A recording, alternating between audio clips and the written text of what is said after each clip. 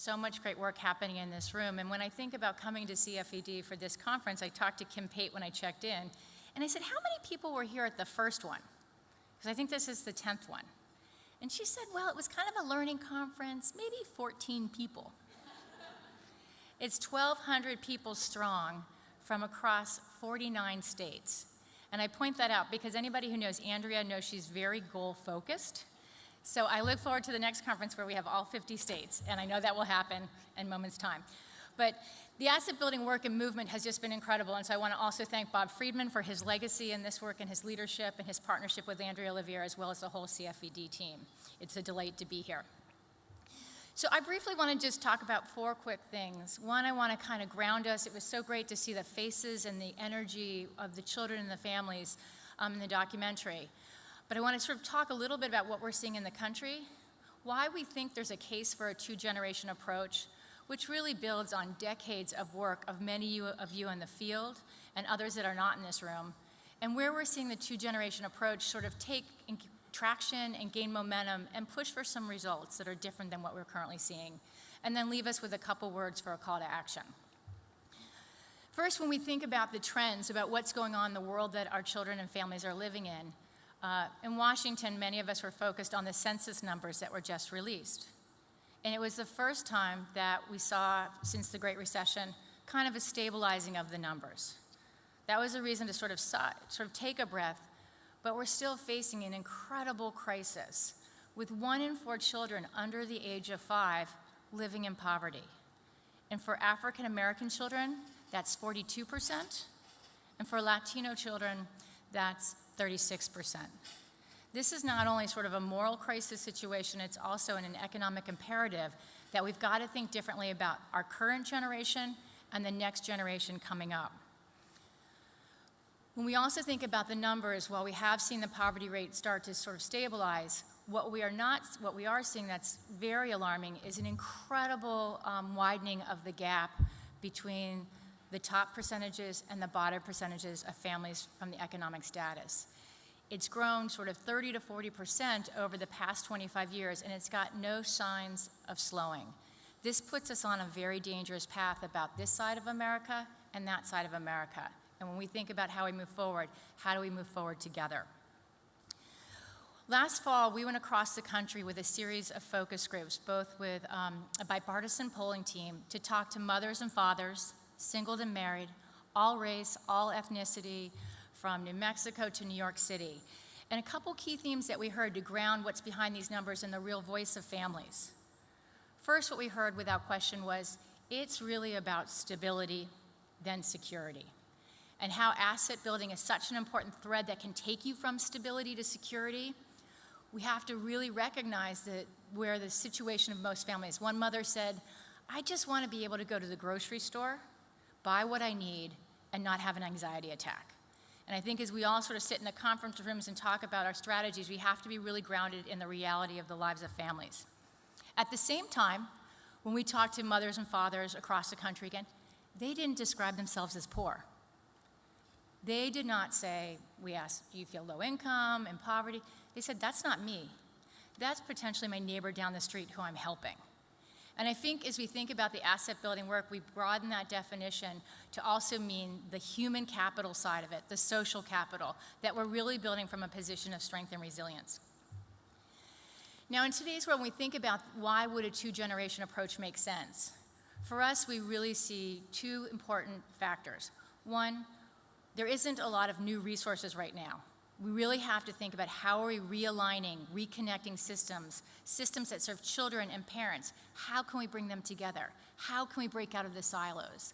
When we think about the education lever, probably one of the most important levers, and we think about the power of quality early childhood, giving about a 7 to 10% return on that investment and investing in early. And then if you have the post-secondary education lever over here that says we know that 10% of people with a bachelor's degree are in poverty compared to about more than 30% of those without a high school diploma are in poverty. How do we bring those 2 levers of educating and connections to the parents and the child together to really put forward a different kind of multiplier approach? When we also think about how do we connect sort of the economic supports, how do we bring asset building, children's savings accounts, earned income tax credits into a more cohesive package to really support families and take them from where they are to where they need to go. And lastly, how do we think about social capital? And I hope many of you will have a chance to go to Mia Birdsong, who is another Ascend Fellow from the Family Independence Initiative. She's talking about wealth creation and social capital. But really thinking about the power of networks and relationships of families, and that helping to be the path to move forward to prosperity. This was something, again, when we talked to parents, mothers, and fathers, they talked about the networks, they talked about the partnerships, they talked about the institutions they trusted and worked with, and also contributed to. So within the two-generation frame, thinking about if we could put together the mutual motivation. As Andrea said, parents will do sometimes what they won't do for themselves for their children. If we can take that aspiration, that motivation, couple it with meaningful education, both from the early years to the post-secondary years, we have a chance to really push forward some better results. So for us at the Aspen Institute, we're part of a wonderful team of programs focused on the biggest issues facing our country. I'm delighted, I hope my colleagues Lisa Mensa and Janet Topolsky are also here in this room, who do everything from institutional advancements and policies to grassroots community organizing. But for us at the Ascend, for our program, our niche is really looking at how can we look for best and promising practices connected to what we know is proven that can move parents and their children beyond poverty towards educational success and economic security. The two-generation approach looks at both the opportunities for and the needs of children and their parents together. Sounds simple, but it doesn't always happen. When we think about our three core components of a two-generation strategy, we think about education, as I mentioned before. What would it look like in education if Head Start, which really was probably one of the earliest two-generation programs, really connected not just parent engagement around the children and getting them there on time, meeting the goals, meeting needs, but also really thought about their path to job training and economic security, and so the family is stronger and whole and more connected. We're seeing programs like that take place in Tulsa, Oklahoma, where about 9 Head Start centers are working with about 2,000 children to look at those families as a cohort, as a group of families, that it's not just the children, it's the children and their parents together that can be on the pathway to self-sufficiency and security. When we think about the second component of economic supports, and this is where I think the work of CFED is completely leading the country, we think about the power of children's savings accounts, financial education, IDAs, other programs coming together. Andrea and one of our colleagues, Ascend Fellow Reggie Bika in the state of Colorado, he's the head of the Human Services, which each year he oversees $2 billion invested in the state of Colorado to improve the lives of low-income families. Andrea is bringing the children's savings, the asset building, to weave that into what's happening in Colorado as they think about those $2 billion, some of it touching parents, some of it touching children. How can they come together for better results? And third, really thinking about social capital. How do we bring in the relationships? How do we think about building cohorts, circles of parents and children coming together and moving forward? For us, this is a chance to really say a lot of folks have been working hard, but how do we push harder and further for better results faster? And so when we think about this work, I want to sort of call us back to sort of three basic, the ABCs, I say, of moving forward. First, as we think about this work, I really call us to always remember the power of aspiration of children and their families. We met with a woman during our focus group research who became a mother when she was a junior in high school. She just recently, after 30 years, completed her GED. She has a high school daughter and a 5-year-old daughter. Both of her daughters said, "Mom, if Mom can do it, I can do it, and I will do that and more." Really tapping that in aspiration. B, let's think about the behaviors. We saw behaviors on the documentary, children graduating, families saving, going forward, but stretching that all the way through to ourselves, whether it's from practitioners or policies or institutions. How are we shifting our behaviors that is moving forward for better results? And then lastly, it's really about the children. It's really thinking about the children. When we think about those statistics of 1 in 4 children under 5 living in poverty and the connection of the poverty to educational achievement, that is no longer okay.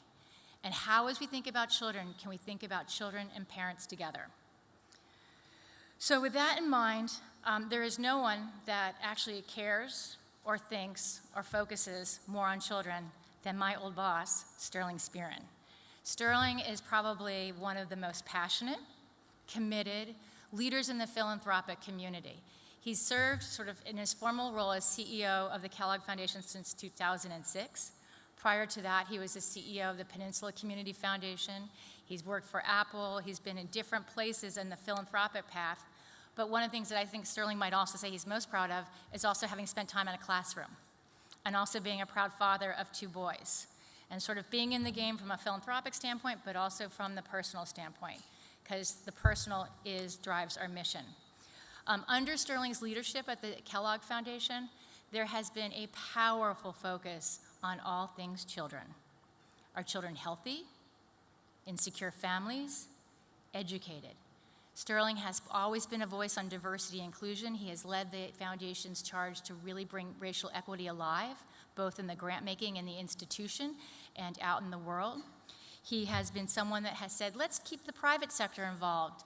Working with Tony Berkeley, he's also taken impact investing to look at a pilot fund of $100 million so that the endowment could come into the sort of toolkit of the foundation to really put all efforts moving forward in light of children. So before I ask Sterling to come up, Kellogg very often works in a very quiet way. They sometimes like to be behind the scenes. But it's my chance to also say a little bit of a public thank you both to Sterling and to Alander Washington. I had the privilege of now serving at the Aspen Institute on a new program that is really trying to look at things holistically and strategically and with others in the field. The Kellogg Foundation made an initial investment in this, and they sort of said, go out, we'll see if others are really interested in learning and thinking differently around bringing children and parent strategies together. And I'm just proud to say thank you for that, and your leadership and your big bet has already been matched 3-to-1 in 2 years in today's climate because people wanting to learn and walk with you.